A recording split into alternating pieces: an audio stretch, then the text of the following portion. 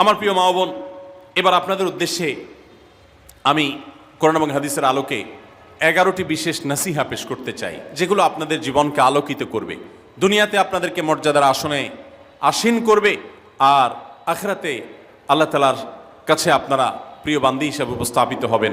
আল্লাহর কাছে আল্লাহর প্রিয় বান্দী হিসাবে উপস্থাপিত হয়ে জান্নাত লাভ করতে পারবেন। এরকম 11টি পরামর্শ বা নাসিহা আপনাদের প্রতি আমার। নাম্বার 1, কোরআন এবং হাদিসের জ্ঞান অর্জন করা। এটা সকল পুরুষ এবং নারী সকলের জন্য ফরজ। কোরআন এবং হাদিসের জ্ঞান অর্জন করা আমাদের জন্য ফরজ। আমরা অনেকেই আছি যারা ইসলামের ফরজ বিধিবিধানগুলো জানি না। আমাদের যেগুলো অবশ্য কর্তব্য সেগুলো আমরা অনেকে জানি না, শুধু নামে মুসলমান। গতানুগতিক কিছু কাজ করি, হাতে গোনা কিছু ইসলামের নামে কাজ করি, বাস মনে করেছি আমি মুসলমান হয়েছি। আপনাকে ঈমান সম্পর্কে জানতে হবে। আপনার ঈমান কিভাবে আনতে হবে, কি কোন কোন বিষয়ের প্রতি বিশ্বাস থাকতে হবে, কি বিশ্বাস থাকতে হবে, আল্লাহ সম্পর্কে বিশ্বাস থাকতে হবে। ঈমান সম্পর্কে অনেক ভুল ধারণা আমাদের আছে। আমরা আল্লাহ সম্পর্কে বিস্তারিত জানি না, আখিরাত সম্পর্কে জানি না, নবী রাসূল সম্পর্কে জানি না। এগুলো সম্পর্কে সঠিক জ্ঞান অর্জন করতে হবে। 5 ওয়াক্ত নামাজ এর বিধিবিধানগুলো, কখন কোনটা পড়তে হয়, ওয়াক্ত কখন থাকে কখন যায়, অনেক মহিলা আছেন জানেন না, অনেক নারীরা আছেন, অনেক পুরুষরা আছেন জানেন না। তো এগুলো জানতে হবে।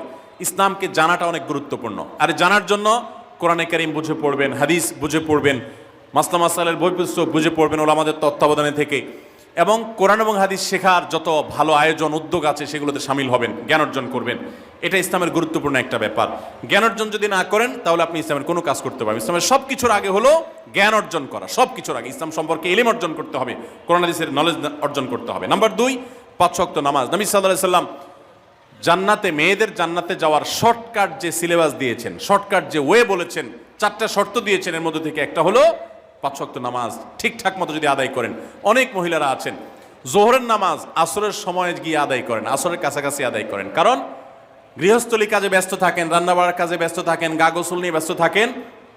করছি করে এই রান্নাবাড়া করা, সবাইকে খাবার দাবার দেওয়া, ছেলে মেয়েকে খাবার দাবার দেওয়া, ঘর ইত্যাদি মোছা ধোয়া, এগুলো করতে করতে, নিজের গোসল করতে করতে 3টা 3:30 বেজে যায়। অনেক সময় আসরের ওয়াক্তের কাছাকাছি গিয়ে তারপর জোহর নামাজ আদায় করেন। খুবই গর্হিত একটা কাজ। আমার মা বোনরা সতর্ক থাকবেন এ ব্যাপারে, যে নামাজ সময় মতো আদায় করতে হবে। শয়তান আপনাদেরকে একটা ভুল কথা বলে ধোঁকা দেয়, সেটা হলো যে আমি রান্নাবাড়া করছি যে পোশাকে, এই পোশাকে কিভাবে নামাজ পড়বো, তাহলে আমি গোসল টোসল করে একটা নামাজ পড়বো। আর গোসল তো আর সহজে করা হয় না। রান্না বাড়ার পরে সবাই বাড়ায় খাওয়াই দেওয়া, এরপরে ঘর দুয়ার পরিষ্কার করা, এরপরে সব কাজ শেষে গোসল করা, তারপরে গোসল করে এসে নামাজ পড়া, এসব করতে করতে শয়তান আপনার নামাজটা অনেক পিছায় দেয়। মনে রাখবেন, আপনি যে পোশাকে কাজ করতেছেন ওই পোশাকে যদি দুর্গন্ধ না থাকে, খারাপ না থাকে, ভালো পোশাক হয়, তো ওই পোশাকে আপনি নামাজ পড়তে পারবেন। দুর্গন্ধ থাকলেও শরীরকে ফ্রেশ করার ব্যবস্থা আছে, আপনি ফ্রেশ করে আপনি নামাজে দাঁড়ায় যাবেন, এরপর নামাজ পড়ে বাকি কাজ করবেন। নামাজকে বলবেন না যে আমার অনেক কাজ আছে, এগুলো শেষ করে নামাজ পড়বো। শয়তান আমাদেরকে ধোঁকা দেয়। এই জন্য মা বোনরা 5 ওয়াক্ত নামাজ সময় মতো আদায় করবেন, ঠিকঠাক মতো আদায় করবেন। অনেক মা বোনরা আপনারা নামাজ পড়েন, নামাজ হয় না। বাংলাদেশে বেশিরভাগ মহিলাদের, নারীদের মধ্যে একটা ভুল আছে নামাজ প্রসঙ্গে, সেটা হলো যে নামাজের মধ্যে সতরটা ভালো করে ঢাকেন না। সতর কি? মেয়েদের নামাজের মধ্যে মুখমণ্ডল ছাড়া, 2 হাতের কবজি ছাড়া তাদের মাথা থেকে পা পর্যন্ত পুরো শরীর তারা ঢেকে রাখবে। আজকাল নামাজের ওড়না পাওয়া যায়, এই ওড়নাগুলো পরলে এই মুখমণ্ডল ছাড়া 2 হাত এক সহকারে ঢাকা থাকে, এভাবে ঢেকে রাখতে হবে। আপনি যদি নামাজ পড়েন, আপনার গলা দেখা যায়, আপনার কাঁধের কিছু অংশ দেখা যায়, চুল দেখা যায়, আপনার হাতের কনুই দেখা যায়, তাহলে সেক্ষেত্রে কিন্তু আপনার নামাজ হবে না। যদি আপনার পুরো নামাজ জুড়ে এরকম খালি থাকে এগুলো, তাহলে নামাজ হবে না। অনেক বোনরা এটা জানেন না, তাহলে নামাজটা ঠিকঠাক মতো পড়তে হবে। জান্নাতে যাওয়ার জন্য এটা পূর্ব শর্ত। নাম্বার 2। নাম্বার 3, রমজান মাসে রোজা রাখা। রোজা রাখার ক্ষেত্রে আলহামদুলিল্লাহ মা বোনরা রাখেন সাধারণত, কিন্তু রোজা রেখে গীবত, মিথ্যা, শেকায়েত, মানুষের পিছনে সমালোচনা করা, এগুলো করলে রমজান নষ্ট হয়ে যায়, রোজা নষ্ট হয়ে যায়। এগুলো করা যাবে না, এগুলোতে বেঁচে থাকতে হবে। সেই সাথে অনেক মা বোন আছেন, একটু সন্তান গর্ভে আসছে, কিন্তু সন্তান দুধ কিংবা সন্তান দুধ পান করে, এই অজুহাত দিয়ে তিনি দেখা যায় যে রমজানের রোজা ঠিক মতো রাখেন না। এটা ভুল। বরং সামান্য একটু ঠুনকো অজুহাতে রমজানের রোজা বাদ দেওয়া যাবে না। যতক্ষণ পর্যন্ত শক্তি সামর্থ্য আছে রমজান রোজা ঠিক মতো রাখতে হবে। নাম্বার 3। 4 নম্বর হলো স্বামীর আনুগত্য করা। আমি সবসময় বলি এটা হলো মহিলাদের জন্য তিতা করল্লার আমল। তিতা করল্লা দিয়ে জুস বানায় খাওয়ানো, এটা যেরকম কষ্টের কাজ মানুষের জন্য, ঠিক একইভাবে মহিলাদের জন্য স্বামীর কথা শোনাটা এরকম কষ্টের কাজ। অনেক মহিলা আছে নামাজ পড়তে রাজি আছি, রোজা রাখতে রাজি আছি, তাসবিহ তাহলিল করতে রাজি আছি, কোরআন পড়তে রাজি আছি, মগর পুরুষের স্বামীর কথা শুনবো না। কেন তার কথা শুনবো কেন? আমি কি কম বুঝি? এই মানসিকতা আজ পশ্চিমা অপসংস্কৃতির যে ছোঁয়া আমাদের সমাজে এসেছে, লেগেছে, এটার কারণে আমাদের মা বোনদের মধ্যে তৈরি হয়েছে। এটা কখনো আমাদেরকে সুখী করতে পারে না। একটা ছোট মুদি দোকানেও একজনকে দায়িত্বশীল মানতে হয়, একজন মালিক হয় আর একজন অধীনস্থ হয়, একজন ম্যানেজার হয় আর একজন তার কর্মী হয়।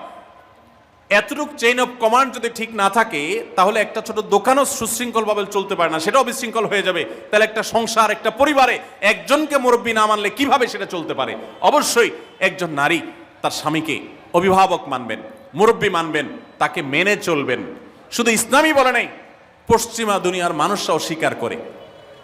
সবাই একটা আত্মজীবনীমূলক লেখা ধারাবাহিকভাবে বাংলাদেশে একটি জাতীয় গণমাধ্যমে প্রকাশ হয়েছে অনেক বছর আগে, আমি পড়েছি।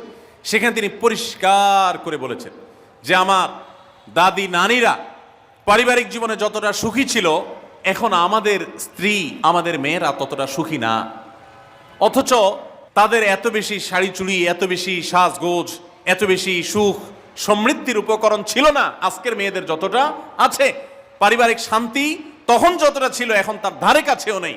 এর অন্যতম কারণ হলো এটি যে আমরা পশ্চিমা অপসংস্কৃতির ছোঁয়ায় পড়ে শয়তান আমাদেরকে অতিরিক্ত স্বাধীনতার নাম দিয়া আমাদেরকে বলগাহীন স্বাধীনতার পথে নিয়ে গেছে, যেটা আমাদের ধ্বংস ডেকে এনেছে। এজন্য একজন গার্ডিয়ান, একজন অভিভাবক পরিবারে থাকতে হবে, তাকে মানতে হবে। আপনি নারী হিসাবে আপনার স্বামীটাকে যদি মনে হয় একটু বোকা কিসিমের, সে বুঝে না, আপনি অবশ্যই ডেফিনেটলি আপনি তাকে বোঝাবেন, আপনি তাকে আপনার মতামত বলবেন, তারও কর্তব্য আপনার মতামত গ্রহণ করা। কিন্তু এর মানে এই না যে আপনি তাকে ডিনাই করবেন, পাত্তা দিবেন না, অবজ্ঞা করবেন, তার কাছে জিজ্ঞেস করা ছাড়া যেদিক সেদিক যাবেন, যা খুশি তা করবেন, এটা উচিত না। আপনার জান্নাতে যাওয়ার প্রয়োজনে ওই যে তিতা করল্লা বলেছি, সে যদি কোনো দিক থেকে তাকে মানতে আপনার কষ্ট হয়, আপনার থেকে সে পিছিয়ে আসে বুদ্ধিতে জ্ঞানে, তারপরে একটু কষ্ট করে ঢোক গিলেন, একটু কষ্ট করে সবর করেন, শুধুমাত্র জান্নাতের আশায় আল্লাহ তাআলা আপনাকে মর্যাদা দিবেন, দুনিয়াতে বড় করবেন, আখিরাতে বড় করবেন। অনেক সময় দেখা যায় পুরুষতান্ত্রিক সমাজে আমাদের দেশে দেখা যায় যে পুরুষদের নানা অনাচারে মেয়েরা অতিষ্ঠ হয়। একটু সবর করেন, সন্তান সন্ততি বড় হবে, তখন আর পুরুষের এই সমস্ত জুলুম থাকবে না, পুরুষ তখন দৌড়ের উপরে থাকবে। এই বাস্তবতা আমরা প্রত্যেকটা মানুষ উপলব্ধি করার কথা। অতএব মুসলিম নারীদের অত্যন্ত গুরুত্বপূর্ণ আরেকটি বিষয় হলো 4 নম্বর যেটি বললাম, স্বামীর আনুগত্য করা। যতটুকু সম্ভব তার সর্বোচ্চ আনুগত্য করার চেষ্টা করতে হবে, যতক্ষণ তিনি কোরআন হাদিসের কথা বলেন।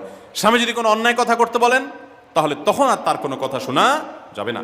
নাম্বার 5, একজন মুসলিম নারীর জন্য তার ইজ্জতের হেফাজত অত্যন্ত গুরুত্বপূর্ণ ব্যাপার। এমন একটা সমাজে আমরা বসবাস করতেছি, পাঠ্য বইয়ে শিক্ষার নামে আমাদের সন্তানদের চরিত্র নষ্ট করে দেওয়া হচ্ছে, বিবাহ বহির্ভূত সম্পর্ক করতে তাদেরকে উস্কানি দেওয়া হচ্ছে, শিক্ষার নামে কুশিক্ষা দেওয়া হচ্ছে, যার কারণে আমার সন্তান নষ্ট হয়ে যাচ্ছে।